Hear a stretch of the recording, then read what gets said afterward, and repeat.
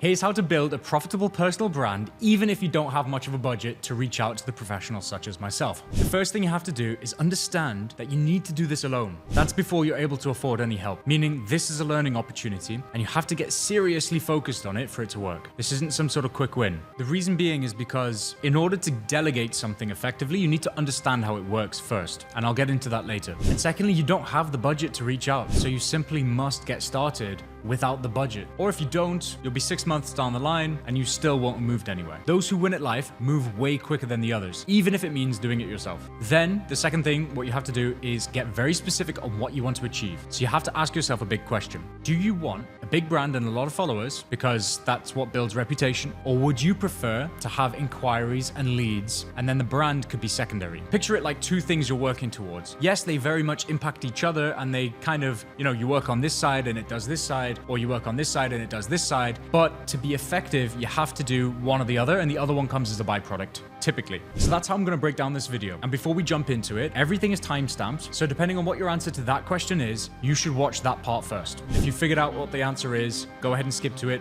Otherwise, just watch from here. It'll all make sense anyway. But just really quickly, before we jump into it, if I could just ask you to like and subscribe, because I didn't need to make this video, but I felt it would be super helpful for those that have reached out to me and approached me and have been asking me questions, or they want to hire me, but they just don't have that budget. I think this can be really helpful for them. So if you're one of those people, please leave a like. I would really appreciate it. It just tells the YouTube algorithm that it's a good video and that it can recommend it to more people. So that's pretty cool. And it's free. Okay, so if your answer to the first question was that you want a big brand and reputation and followers and views, that's totally fine. I will not judge if you pick A or B. No problem. So the best way to learn in that regard is repetition. In fact, repetition is the best way to learn anything, but especially for producing content, you need to be going out there with quantity over quality to begin with. And you might be thinking, well, how is that going to really represent me as a brand? This is going to hurt a little bit, but you don't have a brand right now. No one knows you exist. Firstly, you need to figure out how to get in front of people. And that will mean a lot of low quality videos at first. I guarantee you will learn way more pushing out 100 low quality videos than 10 perfect videos, because you'll have that feedback loop. You'll put content out, you'll learn from it, you'll put more content out, you'll learn from it. Whereas if you just perfect 10 and you put it out, you've only got one loop of feedback there. So do this as an experiment over the next 2 weeks or 3 weeks or 4 weeks. I wouldn't leave it much longer than that. Post 100 videos. Yes, I said that right. So if we're looking at a 2-week window or a 3-week window, it's a lot of work. And yeah, newsflash, like this is a lot of work. This doesn't work unless you do. So post 100 videos. Don't worry too much about the quality, and then look at the top 10 best performing videos. I've done this for myself as a little trial on TikTok. My approach is profit first, but I've tried this on a separate account on TikTok, and I just posted 3 times per day, nothing crazy. And I just didn't care about the quality that much. And I found within a week a topic that went viral. We reached 2 million views on a video about AI and ChatGPT. But that wasn't where I started. I started with content, and then I moved into AI content, and then I saw a little bit more interest because people aren't that willing to learn about content, but AI is a really big thing right now. So I tried a little bit more AI. I did a video about this tool or this trick, and then I struck gold on this last video and it blew up to 2 million views. So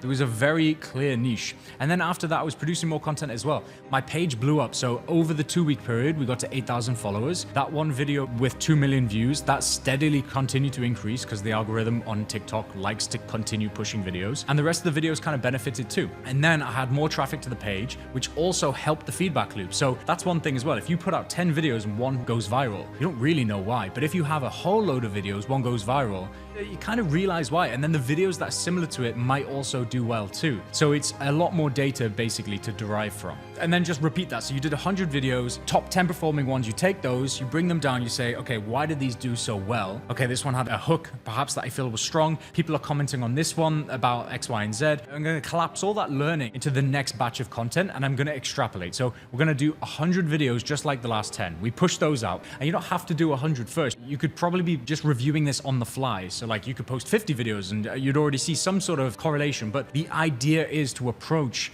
in a learning manner. Like this is your learning period. Like people don't go into this knowing what they're doing. People go into this to learn and understand. And then once they learn and understand, they iterate and optimize. So here's the thing. All the best creators out there, they all have loads and loads and loads of posts. The people I look to, right? So Cody Sanchez, Gary Vee, and Alex Hormozi, because of the stuff that I'm interested in terms of being a business owner, entrepreneurial mindset, all that good stuff. Those guys are kind of like the top of that space, and there's others too. But if you look at those and you just simply look at the number of posts they have an insane number of posts. And it's not not necessarily because now they have the resources to do that. Yeah, sure, Alex Hormozi, he says he posts thousands of pieces of content every single month. I'm not saying you need to do that, but he's at that point where he can allocate those resources, but what can you do? So that's kind of what we're going to talk about here. And I'm already certain that you're probably thinking like, I'm too busy for this. When will I find the time? That's life. Look, it's 9 p.m. right now, and I'm filming this video because all the way through the day, I'm busy doing other things. This just has to find time. And that's what business ownership is. That's what it's like being an entrepreneur. And I assume you're probably a real estate broker. This is also what you need to do too, because I look at you guys as solopreneurs. I look at you guys as entrepreneurs because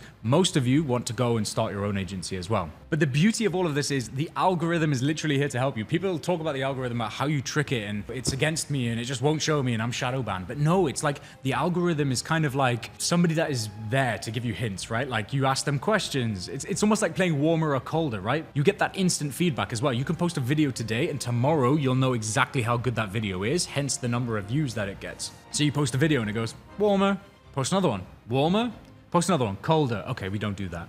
Post another one, warmer, post another one, boiling hot, you know, like, so you're getting that feedback immediately. And the thing is, this just applies to everything. Like everything takes time, everything takes repetition. That's just the truth. Again, that's a lot of content, but how do we produce that content? Firstly, like just cut everything out. Like obviously we've got the lights, we've got the cameras, got the coffee, got the nice teleprompter, but you can cut that out because look, I've been doing content for like a decade now and I've accumulated all this gear and all this knowledge, but it really does just start with what you have. Back when I started content, phones definitely didn't have good cameras. So I actually bought like a very cheap little DSLR type thing, but nowadays, luckily, your phone probably has a very good camera. Pretty much every phone has a pretty good camera. If your phone doesn't have a good camera, then actually you just have other issues you need to deal with. And I'm sorry for saying that. But look, you see everybody that's like booking these podcast studios, and I just think it's such a farce because unless you exactly know what you're doing with your time, you should not be wasting it. A few points on that. So podcast studios, they only let you book like an hour, 2 hours, 3 hours. You could book a half a day if you wanted, but it just gets quite expensive. And also like when you have that allocated time, you're limited in that time. So like, let's say you book 1 hour. Unless you're a demon, you're probably only max going to be able to like do 20 videos. That's the law. Like you can't speak any faster.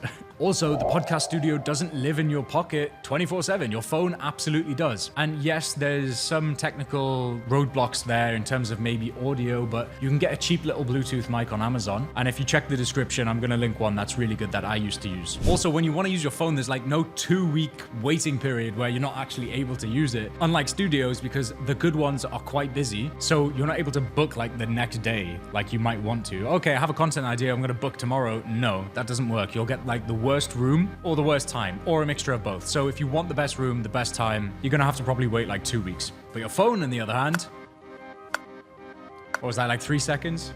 Okay, now we've figured out production, so you're gonna be using a phone. Let's move on to post-production. Beautifully, again, we're in that time where everything is just so accessible, so easy, so intuitive. Like our phone is the filming device, but it's also the editing device. Like you can film it and then upload it straight to the editing device. Like imagine that 30 years ago, or even 50 years ago when they were using like bloody film, you know? Like it has to be recorded and filmed, and then it has to go to like a red room, and then it has to be done this, and like, I don't even know, man. Now you can film on your phone, edit on your phone, and upload on your phone in like half an hour. And that is the point. We need to be quick. A couple of really good apps for editing. And you might say, why do I need to edit? Because no one's perfect at talking. You'll have you'll have ahs, you'll have pauses, you'll have redos. And if you're trying to deliver something that's like 30 to 45 seconds, you'll be surprised how long your footage can run. It might run like anywhere to 3 minutes if you do a lot of redos. So yeah, you can't upload that. No one's going to watch and sit through that. So in fact, you have to get fairly decent at everything because you need to be entertaining in the first place. And then you have to be able to crop that entertainment into like a very small, short, impactful package, which is the video. And then also you want captions on your video. So this may seem like a lot, but it's really not. So you want to cut the videos nicely and you want to add captions. And that's pretty much it when it comes to editing. Like nothing much more is required. Like some people think B-roll is good, but honestly, that's just the icing on top. The reasons captions are important, there's quite a few reasons. Firstly, a lot of people are on social media without their audio on. So whether they're on the train or they're in a lift or they're just at their desk and they don't want everyone to know what they're watching, or they're in the gym, or like they're self-conscious about what people think about what they're listening to, you know? So that's the first reason. The second reason is not everyone's English is actually that good. Like in terms of you might have an accent that people struggle to understand, and as soon as they stop understanding, they'll just stop watching your video. It's not like they're gonna give you another chance or ask you what you said. They're just gonna move on. These apps are pretty cheap, like very low subscription fees. So CapCut is pretty good. I haven't used it myself, but from what I've heard, and I've seen a lot of people using it as well. And then Captions app I've actually used. I do really like Captions app, to be honest. It's very simple, and they've got some AI in the programs that basically let the AI software remove your ums, your ahs, and chop the video up to a decent point already, and then it transcribes what you're saying and adds the captions on top. So the AI is listening to what you're saying, and then it's writing at that point where you say it. So you don't actually have to go through and write everything. We used to have to do that, and it took bloody ages until transcriptions came through, which is really nice. Really nice that happened, but sadly, it kind of happened after I moved on from being an editor to a content marketer, which is kind of annoying. These apps aren't perfect. You're not going to have like Hollywood level stuff. You're not going to have lovely like content, and that's kind of the point. So like you have to have a mindset shift. You have to have the idea of just start now, get perfect later. Like, and I love that phrase. It's from a book I really, really enjoyed, and it just helps you understand that if you're in the learning phase, you just got to get started. Whether you're in the learning phase or you're on a budget, you just got to get started and then get perfect later. So as you'll notice, like this is near perfect, I would say, like this setup that I'm doing right now, but that's because I've started already, like way down back the line. I kind of know what I'm talking about now. So I'm prepared to go through all this setup because I know this video is a good video to be making. So also the thing is, right, so if you're new in your journey, no one is going to blame you for making bad content because everybody starts somewhere. And honestly, anyone that blames you is either behind you or they haven't started yet. Anyone that's ahead of you will understand that you're getting started, and they might even offer help. So that broker or that celebrity influencer, whatever you admire, they might actually see your content and be like, oh, I'd like to give you some advice. Or do you know what I mean? Like game recognizes game. So honestly, don't be worried to have content that's rough around the edges. There's absolutely no shame in that. And on that point, it's like, don't be afraid of making mistakes. Yes, okay, the video doesn't look great. Don't worry about spellings. Like some people really care about like, is every single word spelt right? It's okay. Like people are not relying on the captions. They kind of just use it for visual aid, and no one's going to blame you if there's like some spelling mistakes or the AI thought you said something else. I would just be careful. If you're talking, again, I'm going to use the real estate example. If you're talking about a project and the numbers in the project, make sure all of that is important because that's the core message, but anything else is fine. If, for example, whatever reason why I say message and it writes massage, it doesn't matter. It just really doesn't. And on that point, like if you go through the time to review that video and take 20 minutes to like change every spelling mistake, whereas you could have used 20 minutes to like make another video, you should be making another video because remember the feedback loop, right? We need to be pushing out as much as possible because that other video will help us understand more. Whereas like those spelling mistakes will not move the needle. So it's a game of prioritization, right? Like what do we do that can move the needle and is worth doing? Like, it's not worth sitting and doing the captions. I think you get that point. I'll move on. Okay, so this is another thing. When it comes to posting, honestly, from my experience, there is no way to hack the algorithm. Like in terms of captions, in terms of like what music you use, you don't see the best creators trying to hack the algorithm. They just make good content and that good content rises to the top. So that's what you need to be doing. You need to be focusing on the content that you put out and then just put it out. Like there's no perfect time to post. There's no perfect combination of hashtags. There's no perfect caption. I'm pretty sure no one reads captions anyway. There's no like add hashtags to the comment section. There's no, it doesn't make sense. Like the best thing I would say is like, be active on Instagram. If you're posting on Instagram, be active on Instagram. Talk to your friends or your colleagues or your target audience and just like try and get them to be active around the time that you're posting. And it also doesn't matter because every single post goes out at a different time and it targets different people. So it's just a mess and good content rises to the top. So that's your saving grace. Yes, the algorithm is a mess, but it's working with you so long as you make good content. And there's no way to cheat that. So if you've graduated from this part, basically you're going to be very good at creating content. So that's what you want to aim for. You just want to get good at creating content and find your message. If you can deliver your message well and in an interesting, engaging format, you will succeed on social media. It's just boiled down to that. Like it's kind of simple, but it's easier said than done. So like that's what you need to do, but like how? And it's just repetition ultimately. And then this is the thing as well, right? So I just wanted to touch on this again. Like when you understand something deeply, you're way better equipped to delegate that. So like, for example, if you're a business owner and you were doing your own accounting, you understood every nuance and you know how to do your VAT submissions and all this really fun stuff. And then you delegate it to someone, whether they're like a PA that does accounting or they're an accounting firm, you can at least like have a conversation with them where you can stand up and like stand on your own 2 feet and not be just subject to whatever they say, because some people are fakes. Like some people will just tell you one thing when it's totally not true, or they just don't don't know. So when you have that level of understanding, you're able to actually figure out who's real and who's not. Because I tell you this much, there's a lot of people that you're paying their tuition fees. And what I mean by that is like they're using you to learn. Like they're using your account to learn for themselves in terms of they don't know what they're doing. They sell you on the idea that they do. And then you pay them to do a whole load of busy work, but they don't really know what they're doing, and they're hoping from that they're going to be able to learn from you and then charge someone else more because now they actually learned about it. And in most of those cases, those people that do that, they get paid, they don't really do all that much for the client, and then they get fired. And then the cycle repeats until they actually figure something out, and you don't want to be one of those clients that gets these cheap people to just take advantage of them. So the TLDR of this is start cheap, do quantity over quality, and master the art of creating content, and then hand it to somebody else after all of that. So the second part of this video is when you want to have a personal brand that first and foremost generates you leads, right? So I'm not saying you can't have a reputable brand image. Like I said at the beginning, it's kind of like you want to focus on one area. So because you can't physically do 100 videos in 2 weeks and also master ads. And that's what we're talking about. We're talking about advertising. So the issue with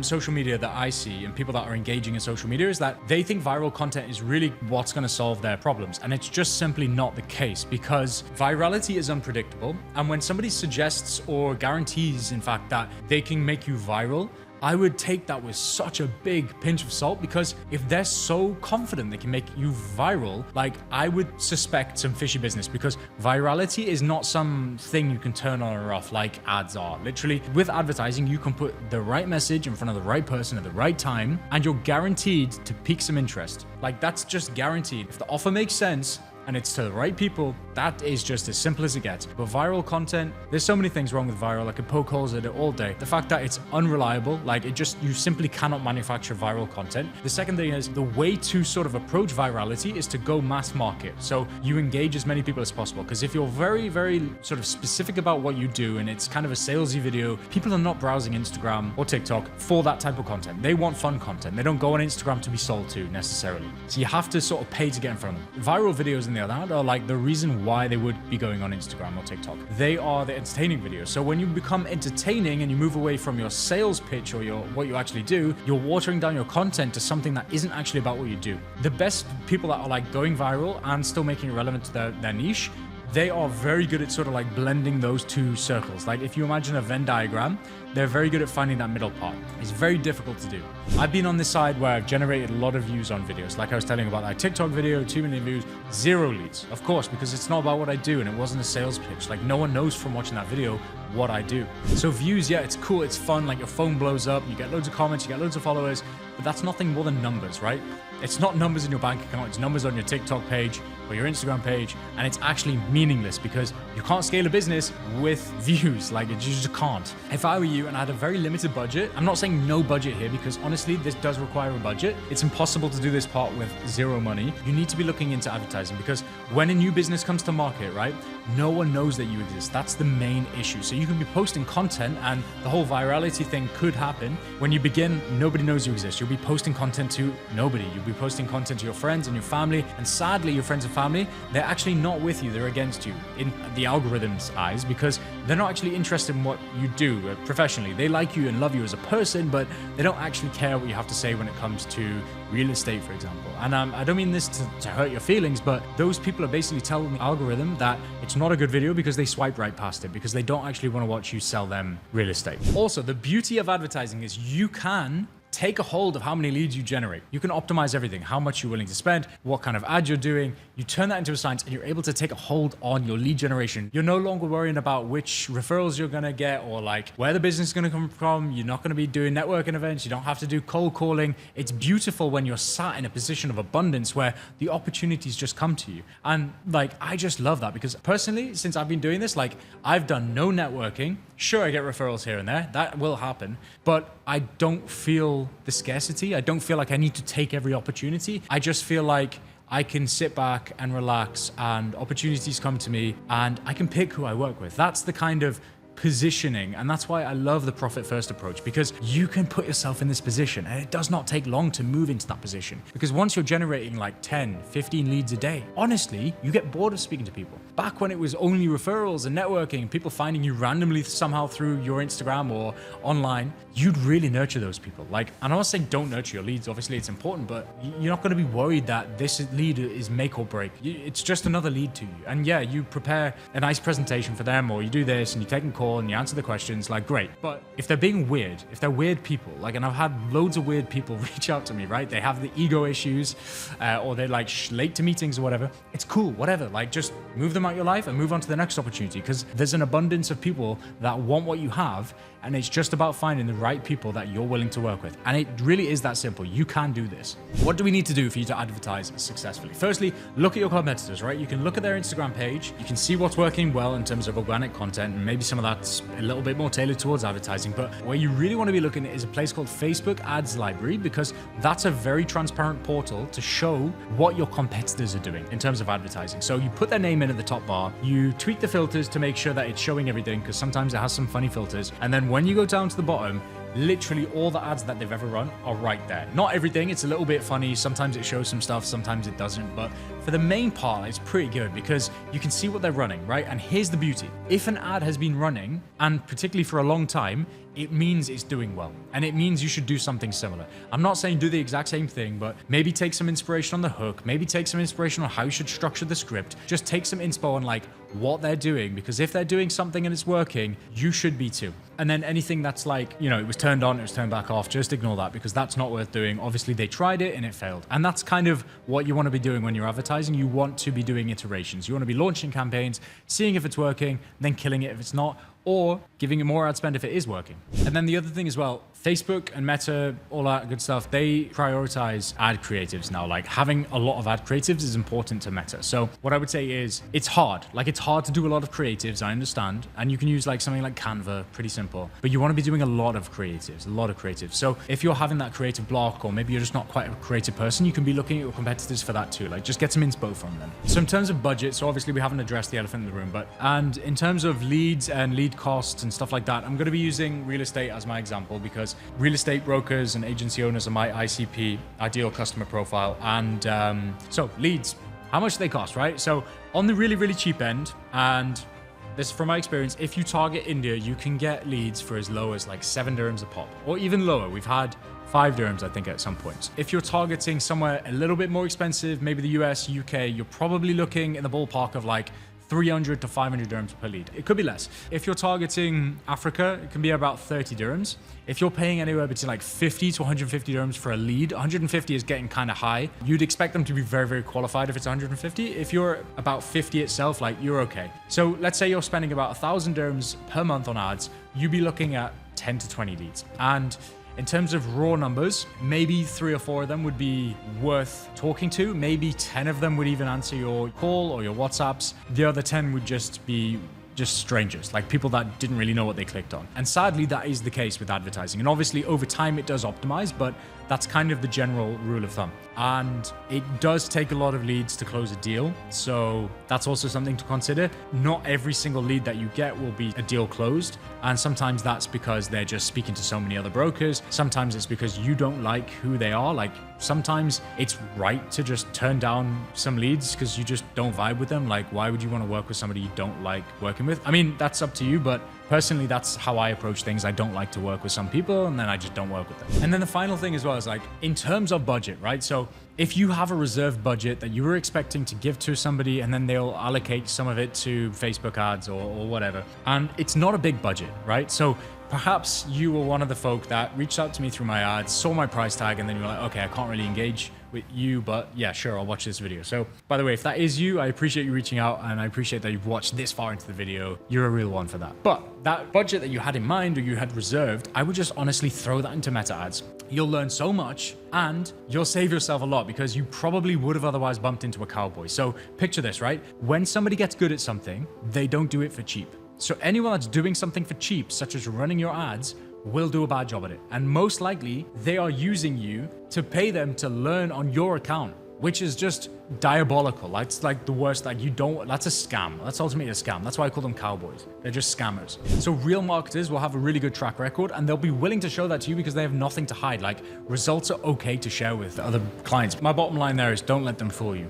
Just don't let them fool you. So hopefully this video gave you some guidance on how you can get started or don't get started, because honestly, this is a lot of work. And like I said, this doesn't work unless you do. You have to be obsessed with this, because if you're not obsessed, you won't win. And I'm sure like 99.9% of people that watch this video won't do these things. But if you're that 0.1% of people, I am impressed. Like, I respect you for jumping into it and getting started. Because honestly, if you just get started and it works, that can be transformational for your business. And then you snowball from there. You hire someone that's ready to really help you. Possibilities are endless. But if you sit on your hands and you don't move at all, then please don't be surprised if you're in the same place 6 months from now. But on a final note, like I mentioned, I didn't really have to make this video. It doesn't support me in any sort of way. Like, this isn't part of my marketing funnel. It's literally just me giving advice to people that have reached out. And I appreciate the people that reach out because clearly they want to work with me to some level, and I feel bad to say no to them. So I hope you got value from this if you're one of those people, and maybe in return you can just drop me a little like. Best of luck if you do go for this. And on a final note, if you want to subscribe, I'll probably push out some more videos in the coming weeks or months, so stick around for that.